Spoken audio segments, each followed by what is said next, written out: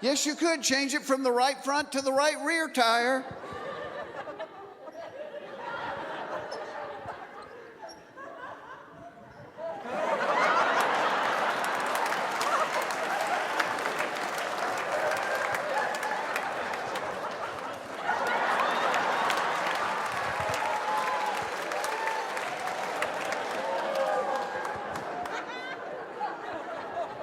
I hope you guys have had fun tonight. You know, it's...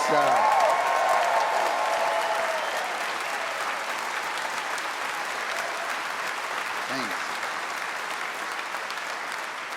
Yeah, I'm such a blessed man because I have gotten to do this for a long, long time. And I've gotten to do a lot of different things. I mean, whether it's write books or, you know, like host Are You Smarter Than a Fifth Grader or different things. And so, you know, I've never been bored, but if anybody put a gun to my head and said, you got to pick one thing, without hesitation, it would be doing this. I love stand-up because this is what I see when I do this. That's what you do. You did that out there. And every night I'm like, thank God it's not just my family. Other people are doing this too.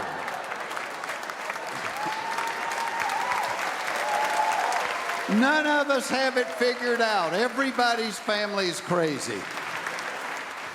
The only negative thing I've ever found about this job is you're on the road by yourself, which was why doing something like the Blue Collar Comedy Tour, it was so much fun because I wasn't on the road by myself. I was with my buddies. And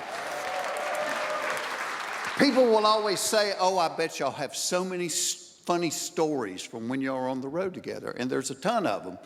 And I'm not going to tell one on the other guys because they're not here to give their side of it and, you know, make it twice as funny. But I will tell you one funny road story about me that we can leave on tonight. So not the summer of 2020, the summer of 2019, I was doing a bunch of summer dates with Larry the Cable Guy. And in the summer, you get used, get her done, yeah. So when you do shows in the summer, you get used to being hot because it's usually, you know, festivals or fairs or amphitheaters. We did a music festival in Phoenix. It was 112 degrees the day we did it. And the promoter's trying to make us feel good. He's like, come on, y'all, it's a dry heat. I'm like, so is the electric chair. It's 112. Yeah. But Larry and I did this show one night, and it was in the South, and I'm not going to tell you the name of the city because somebody's probably talented enough to go online and find a security camera that could verify this. But it wasn't just hot, it was humid.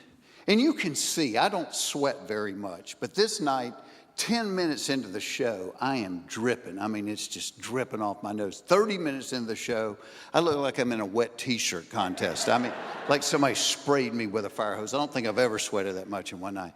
So when the show was over, you know, I immediately go back to my dressing room and start guzzling Gatorade and water, trying to rehydrate. And we hardly ever eat before a show because it kind of makes you sluggish, so we're always hungry when the show is over.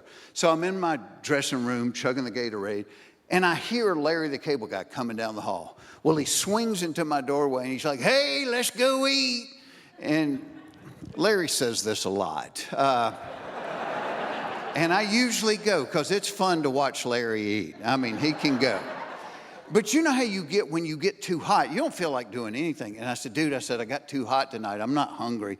I said, I think I'm just going to go back to the hotel and go to bed. He's like, are you kidding me? He goes, I cannot wait until you ask me to do something for you. Like, what are you, 9 years old? This isn't personal. I got too hot.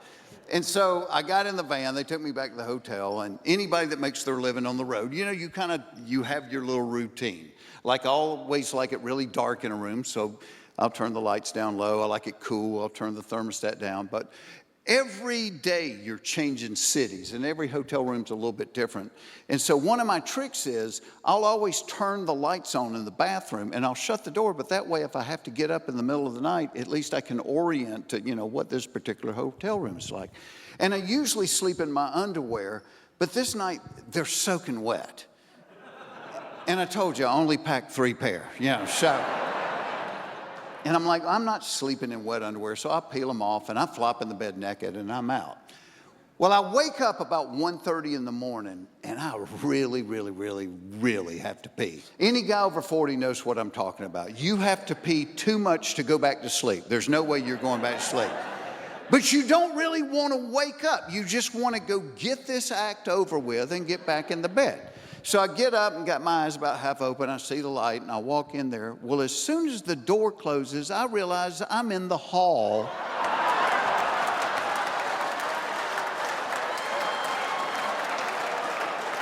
of a really nice hotel without a stitch of clothes on. And you want to wake up in a hurry, this is the way to do it. Forget coffee, this is much faster. So I'm standing there with nothing on in the hall. I'm like Matt Damon in The Martian, solve the problem, solve the problem. Well, I knew Larry's room was straight across the hall from mine. So I run over there and I'm knocking on his door and he's not answering and I can just picture him peeking through the keyhole and laughing. Well, as I'm knocking on his door, I hear the elevator ding. I'm like, well, I got a 50-50 shot. They're either going to come my way or they're going the other way. Well, these two Korean guys get off, they're talking to each other, and they turn and they start heading right to me. I'm like, all right, what do? Act like nothing's up. So I start walking towards them. Literally pass them in the hall. I'm like, hey, how you doing? And one of them said something which I really hoped meant, wow, that was impressive. But when I looked it up on Translator, I found out it meant, did you see her mustache?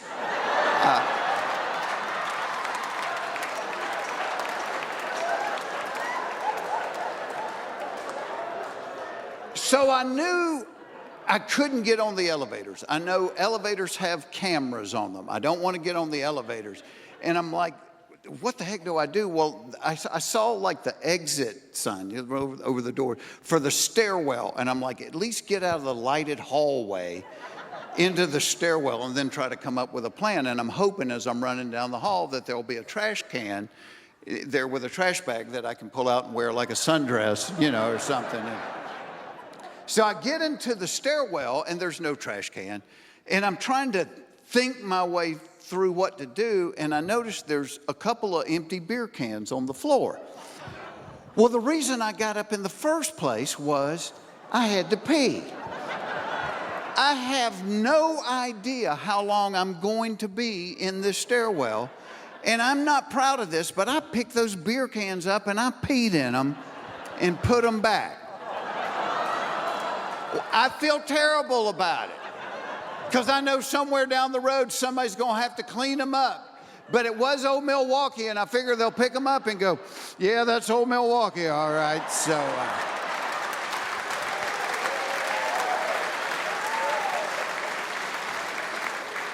but like I said, this was a really nice hotel, so they had 24-hour room service. And I thought, well, maybe somebody has put their room service tray outside the door and I can get that cloth napkin that they put on it and wear it like a, Tarzan thing or whatever. So I start going down the stairwell and stopping at every floor and looking down the hall to see if I can see a room service tray. And I get down about, 2 or 3 floors, and I don't see a room service tray, but I see 2 pizza boxes outside somebody's room. Well, at this point, they look like a tuxedo to me. So I run down the hall, pick up the pizza boxes. I go back to the stairwell, and I go down the last couple of floors and never do find a room service tray. But by now, it's really late. It's like 2 in the morning. And from the lobby level, I can crack the door open. I can see almost the entire lobby. I don't see anybody. I don't hear anybody talking. I think, all right, be brave for 20 seconds. Got 1 box in the front, 1 in the back, and I go skidding. I go up to the desk, there's this woman working there, and as I approach, she looks up and she goes, "Can I help you?" "Yes, ma'am, you can." I said, "I accidentally locked myself out of my room. Can I just get another key so I can get back in?"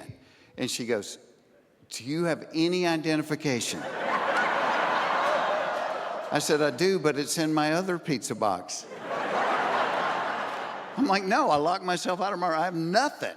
And she said, oh, well, I think I'm going to need to call a manager. And she goes behind the wall. And I'm thinking, she's not calling a manager. She's calling the cops. But it's 2 o'clock in the morning. I'm naked with a pizza box in front of my junk. What am I going to do? And as I'm waiting, all of a sudden the front doors to the hotel slide open.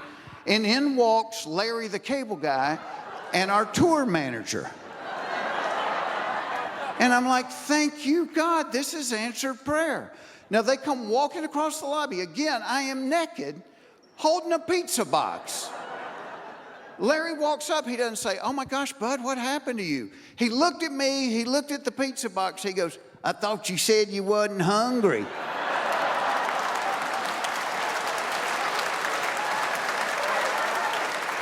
You've been sitting here naked in the lobby eating pepperoni.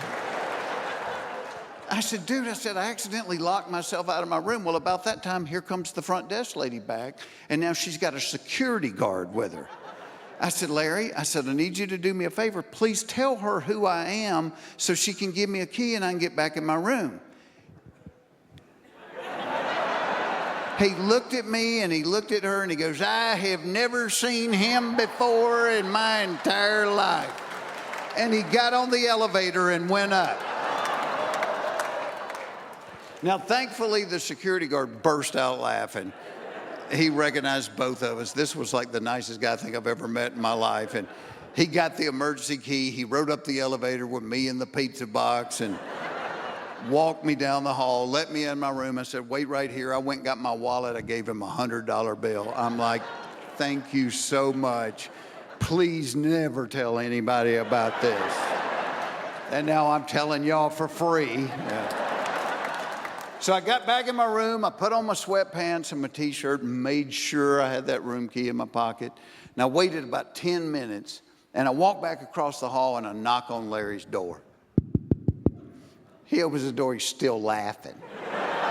He's like, he said, I told you I couldn't wait until you asked me to do something for you.